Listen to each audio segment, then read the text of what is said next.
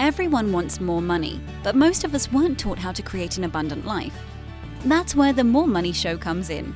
If you're ready to have more money, create more freedom, and experience more fun, turn the volume up. It's time to learn how to create the prosperity and life you have been dreaming of. Here's your host, Cassie Parks.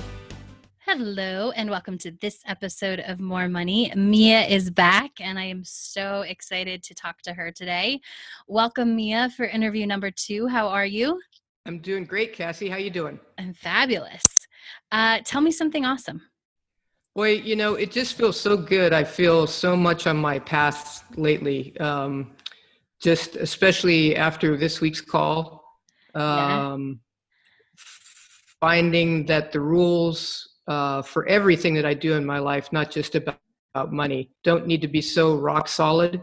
And I can be on a path and also not diverge too far off of that path and get myself in trouble. Just be nice and comfortable on that path. It's not to say that the guidelines and the rules don't help a little bit, but there comes a point where you kind of need to see the path and go on it.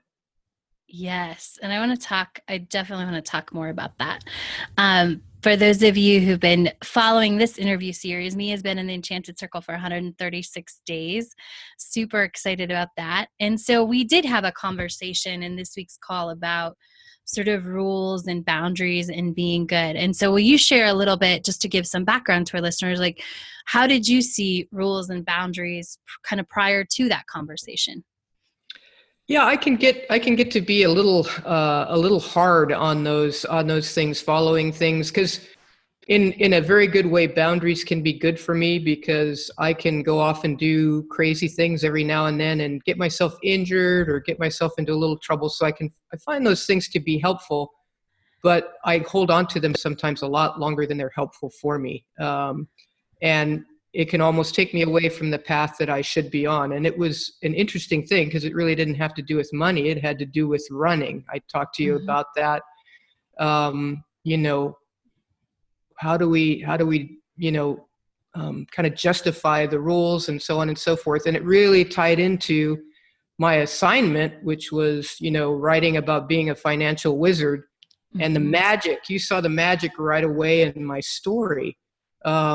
And that magic really brought me back to that childlike magic that you feel when you're right on the right path, and you don't need these strict rules. In fact, they can kind of hurt you.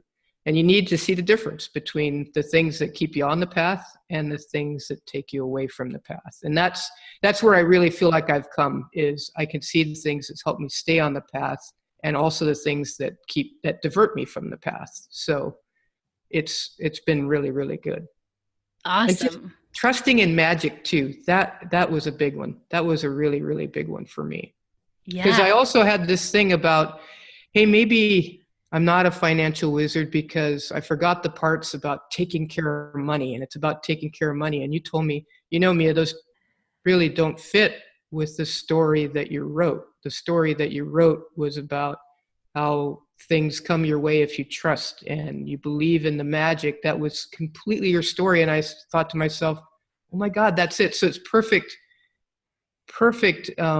illustration of how holding on to those rules of I need to be so disciplined about money and I'm not, that I don't need to be so disciplined about it. I just need to have my guidelines and be on my path. And the same exact story came up with the running about a half hour later in the call. And it just cemented it right in for me. It was great. Awesome. I love it. And so I just want to give a little more behind the scenes too to those listening. So, Mia had said, so she wrote, there's an assignment when you get to a certain point in Manifest 10K where you start to write your new money story from I would say a more magical place, from the place where you've had all of this experience for about 30 to 60 days of really playing with money and seeing it as more magical and having fun with it and just really focusing on it and bring it into your life. And then we start writing the story. And so it was very magical. And there was a place, where it was like, there was a lot of, rules and having to be, accounted. What was the term you used? It wasn't accounting for. It was it was disciplined, and I forget exactly the way I put it in the story. I said something like, I started this part out by, my money works harder for me than I work for my money. Yes. And you caught it right away. Work for your money. Ooh. Yes, because that didn't fit with this whole financial wizard and bringing money in and being fun and in the trust and the magic that you spoke to earlier. And so that jumped out. And I love that, because especially I'm sharing it with our listeners, because that is something that happens when we go to write our money story and we don't sort of have another set of eyes on it. Is we start out in this very big open space of, oh, this is possible, I can do this. But then our current selves sneak in and go, oh, but what I really want is for my money to work harder than I work, right? And it's those things it's like we think we have to get those in there. But really, when we surrender and we trust that we're in the magical space, we're writing sort of the magical story of this financial wizard, that we get to loosen those boundaries. And one of the examples that then came up later in the call is, well, we have boundaries on running, right? Which makes sense. And most of you know, like Jill Angie is one of my BFFs. So I know a lot about running and from that perspective. And so I know, like, if you can run further and faster by putting some boundaries, by going a little bit slower and shortening the time you're running and all those things. And that all works really well with running, right? But what we talked about, and you have mentioned this, but I just wanted to break it down a little bit more for people, is, but then we take these rules that we have, that we just kind of make up, right? I think when it comes to running, there's a lot of research that shows that. But when it comes to money, there's a lot of rules that have just either been handed down or filtered through, or even we make up. I've found ones that I've just made up. I think this is true. And I have to go is that really true? Along the path. And the same with my friends. I'm like, where did you get that? Well, I heard such and such say this, and then so-and-so said this. So I combine the two. I'm like, I don't think that's accurate. Yeah. But we put those rules that then keep the magic at bay. Right. It's so true. Very true.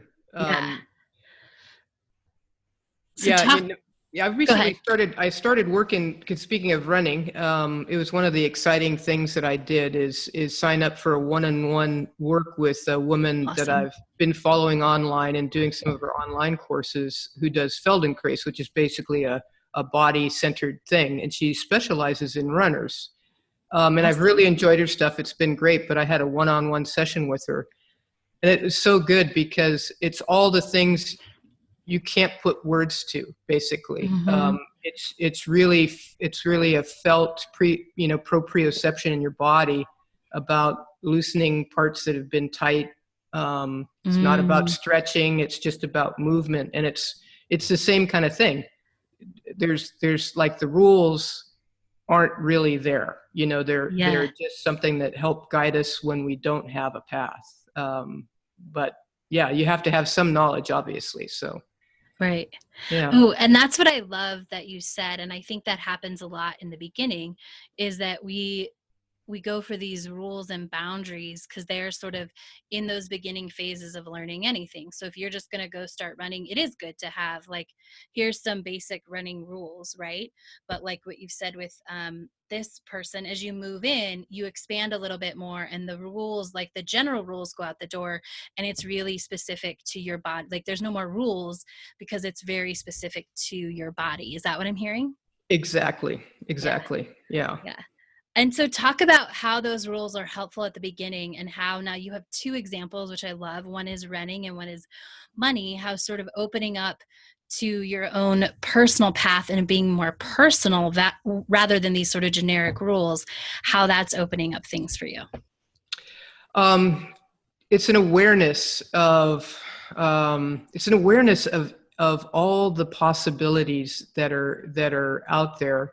And also, it's an awareness of things to put down, things that don't serve anymore.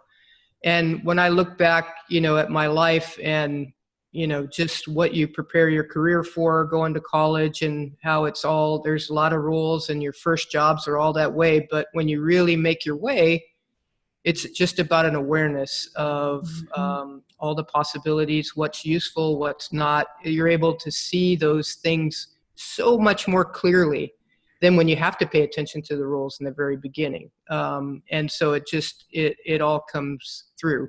But I'll say this too, almost impossible to do without some sort of coach or mentor.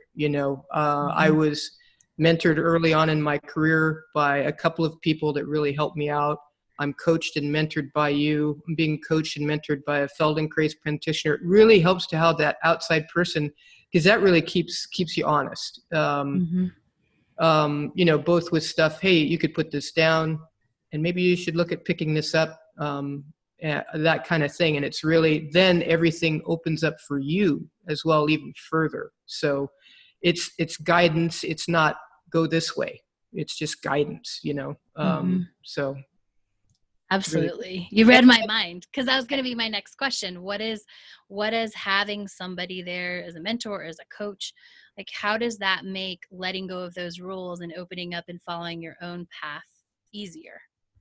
Well, it's really hard to put into words, but it has to do a little bit with confidence, but a lot with trust. And that's a big word for me as well, is trust. A lot about trusting that everything is for a very, very good reason. Everything that comes your way is for a very, I've heard it put a different way, that, for a really, really good hitter in baseball, they want every pitch that comes their way, whether it's right in their wheelhouse or whether it's coming right at their head. They just want that exact pitch. That's what they want. And they do something with it. And it's a different way of looking at it, but it is that trust that is there. But it also helps to have the awareness to see, how could this be good? How could this be a good thing? How could this be a good direction? And for me, I'm a pretty mature person. I know I'm not the only mature person in Cassie's course, but I'm in my, getting to be my late 50s, and there's still a lot of help that can come from a good coach. And it's really always important in fact, I get more help from coaches that I seek out right now than I probably ever have in my younger life. So it's super helpful. I love that. And so how would you describe, and we talked a little bit before we started recording about this, but, and you called it like being on the path. Like we've been talking about releasing the rules and boundaries and being on the path. How do you describe, I don't even know if you can, but what that feels like and how It feels like gliding, it feels like gliding, and there is no resistance is exactly what it feels like. And there's also no fear of going way off path, doing something that will take you way off path. So there's a real feeling like there's almost a groove, that it's very easy to stay in. If you believe that it's easy, if you trust that it's easy, it's very easy to stay in. And that's really cool, because for me, if I work really hard and follow all the rules, sometime or another, I'm going to do something that makes me diverge and does more harm than good, just because I don't even know why I do it, but it happens in running, happens with money, happens with kind of everything. So it's really good to feel trusting, to be on a path, to know that the guidance is there. It feels easy to stay in the lane that you need to be in. So I love that. That is one of the best descriptions of how it feels that I've heard. It's like the gliding. It is like staying in your own lane, and it's like you can't go very far off. And I think that is what you're saying, is that's because there's this trust, and it's really coming from somewhere inside of you versus these outside rules. Yeah. That's a good way of putting it. Yeah. Definitely a very good way of putting it. Yeah. And what I heard from you is, even when you work hard and you follow all the quote unquote rules, you've found a way in the past to diverge off, but this feels different because it feels like your path. Yes. And just to go back to it, in the running thing, at some point I would decide, I got to do more distance, or, hey, I should do some heavy squats, and it's like, where did that come from? from, and you get injured, and then you can't, then you're not running for a while, and it's like, Right. where did that come from? What pushed me to do that? And it's just something that when you're not really grooved in your path, it's easy for me anyway to just go way off path, way off out of the lane, Yeah. so.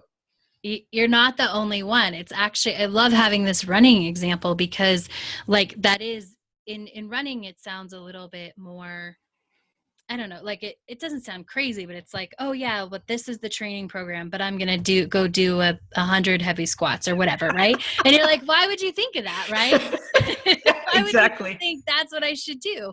But that's what happens all the time. And it's what happens all the time with people they'll be doing it. They'll be following the rules. And then it's like all of a sudden, oh, I should go buy this new car, or, oh, all of a sudden I should go buy this, wild investment that may or may pay off. Right.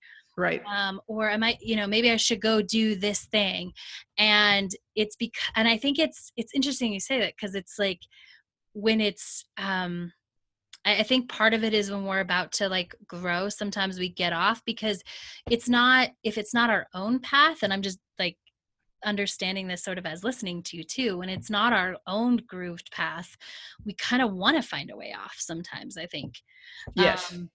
And so because it just doesn't feel like us. And so I don't know, we just kind of rebel against those rules because maybe they're not our path's rules, right? Yeah. Yeah. I think you're exactly right there. Yeah. Yeah. I love it with having the running example, because it's so, I mean, I see it all the time when I work with business in money and with business owners, everything is running right. And then it's all of a sudden like, well, I think I should offer this new program at, I'm like, where, you don't even teach that. Where did that come from? Yeah, exactly. Yeah. Business know? is another good way to see it. That's for sure. Yeah. Yeah, for sure. Mm. So I know at this point you've manifested almost $8,000, and that's outside of expecting. You're in the process of selling a business, and you got double what you expected to for that. Yeah, that's exactly right. I was selling some equipment, and I know the business. I've been in it for 35 years, and I thought, well, this is about what it's worth. It's a bunch of tanks and stuff, and I thought on a per gallon basis, it's probably going to be about $4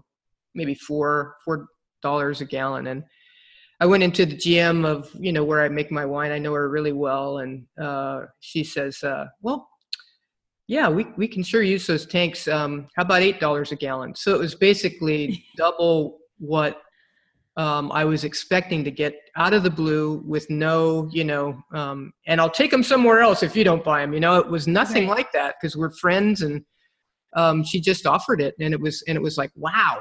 And I remember telling Cassie about it on a phone call. It's like, this is like 120 grand, I mean, and I was kind of expecting 60, maybe 80 at the outside. It was just absolutely amazing. So yeah, it doesn't include that. I mean, that'll eventually end up in my pocket probably around the end of the year. Right now, It's just in another checking account, but yeah, it's a big deal. That is a big deal. I love it.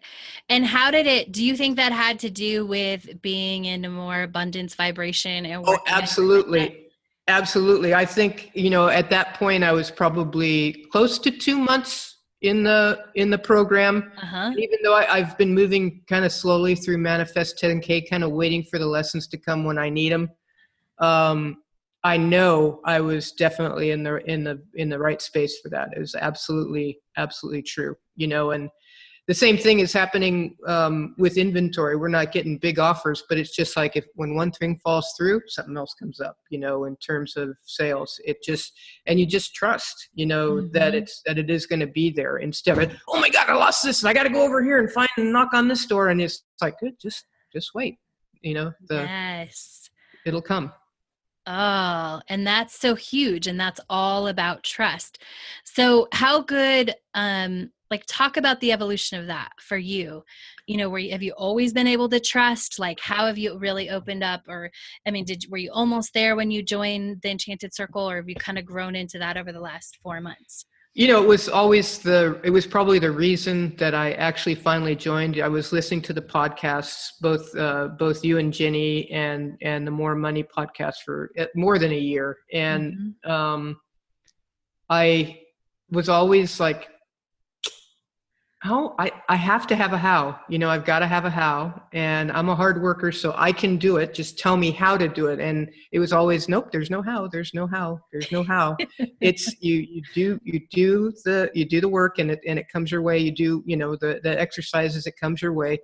And, there isn't this big thing. And so that's probably what made me join more than anything else. And that has everything to do with trust. Mm-hmm. Because when you don't trust, you always have to know how. Yes. You always have to know how. I think we might have talked about this on the first podcast, but I live in an area where last October there were really big fires, and where I live was under advisory evacuation the whole time. We didn't ever get mandatory, even though most people left because the fire was really, really close. And I just kept remembering one of my favorite mantras that you have, which is, I'm so grateful, I'm so well taken care of, Mm-hmm. And it really made me believe, that I didn't have to know how I was going to be safe. I was just going to be safe one way or the other, whether we had to evacuate or not, it was going to be okay. And I said it all the time. I said it to people around me, and people were really like, wow, that's really cool. That's really cool. So those things really kind of pushed me in the direction of, I need to do this. This is what I need to do. It's about trust, and I think I'm going to get it here, or understand it more. Yeah. Which you have, right? You have, like you just said. Oh, absolutely. Absolutely. And I love that story. And I love that evidence for people listening is like, when one thing falls through, you don't have to go like start panicking or knocking on the door. You just wait. And you're saying for you, it's the next thing comes and the next thing comes, right? Yeah. Yep. It does, and I have never, ever really wanted for anything. I've always had money. I've always had a job. I've always had work. But I can get a little worried about that stuff, even though I don't have any evidence, that has ever happened. So trusting for me is really important.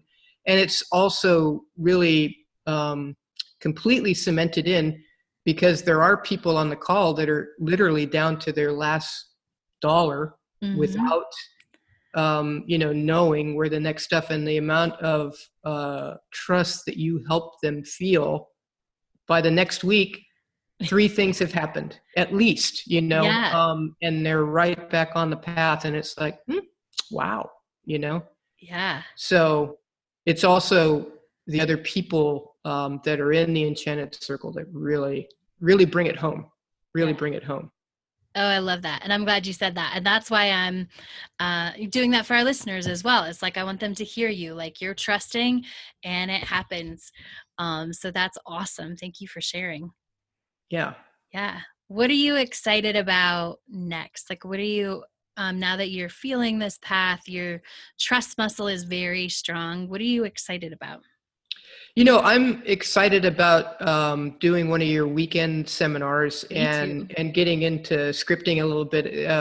Since I'm a winemaker, harvest might interfere with the first one that would be available to me, but it'll happen. And that's the other thing, is trusting. A lot of times I don't get. It seems like I'm behind a lot of people on the lessons in Manifest 10K, but when I finally get to them, it's like always the completely right time. Something is happening in my life, and it's like, wow, look at this lesson. This is all about everything that I need to deal with right now. So the same thing with the seminar. I'm sure it's going to happen right when it needs to. So I'm not, either harvest is going to happen and I'm going to be able to come or go to the participate in the one that I'd like to, or it's going to be next year before I get to one, with travel plans and stuff like that. And it'll be fine. It'll be perfect timing no matter what.